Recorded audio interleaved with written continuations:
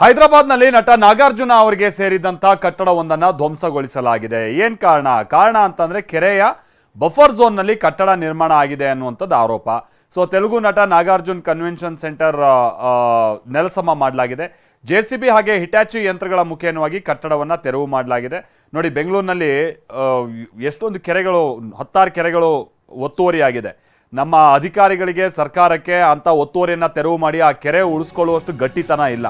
At least ಹೈದರಾಬಾದ್ನಲ್ಲಿ ನೋಡಿ, ಅಂತ ನಾಗಾರ್ಜುನ ಅವ್ರಿಗೆ ಸೇರಿದಂಥ ಕಟ್ಟಡವನ್ನೇ ಹೇಗೆ ತೆರವು ಮಾಡಿ ಕೆರೆ ಉಳಿಸೋ ಕೆಲಸ ಆಗ್ತಾ ಇದೆ ಅಂತ.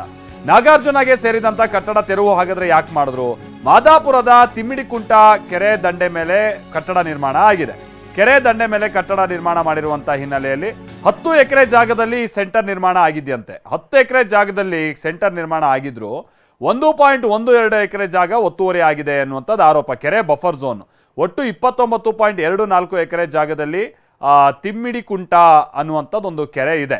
ಆ ಕೆರೆಯ ಸುಮಾರು 1.5 ಎಕರೆಯಷ್ಟು ಜಾಗವನ್ನು ನಾಗಾರ್ಜುನ ಸಂಬಂಧಪಟ್ಟಾಗಿನ ಕಟ್ಟಡ ಒತ್ತುವರಿ ಮಾಡಿಕೊಂಡಿದೆ ಅಥವಾ ಅವರು ಒತ್ತುವರಿ ಮಾಡಿಕೊಂಡಿದ್ದಾರೆ ಅಂತ.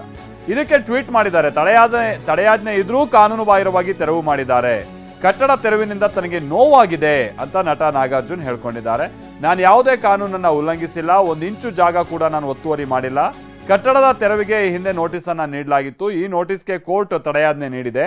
ಕಟ್ಟಡ ಧ್ವಂಸದ ಬಗ್ಗೆ ನಟ ನಾಗಾರ್ಜುನ್ ಹೀಗೆ ಟ್ವೀಟ್ ಮಾಡಿದ್ದಾರೆ. ತಪ್ಪು ಮಾಹಿತಿ ಮೇರೆಗೆ ಅಧಿಕಾರಿಗಳು ತೆರವು ಮಾಡಿದ್ದಾರೆ. ತೆರವು ಕಾರ್ಯಾಚರಣೆ ಬಗ್ಗೆ ನಮಗೆ ಸೂಚನೆಯನ್ನ ಕೂಡ ಕೊಟ್ಟಿಲ್ಲ. ಸೂಕ್ತ ಪರಿಹಾರಕ್ಕಾಗಿ ನಾವು ನ್ಯಾಯಾಲಯಕ್ಕೆ ಮನವಿ ಮಾಡ್ತೀವಿ ಅಂತಲೂ ಕೂಡ ನಾಗಾರ್ಜುನ್ ಟ್ವೀಟ್ ಮುಖೇನವಾಗಿ ಉಲ್ಲೇಖ ಮಾಡಿದ್ದಾರೆ.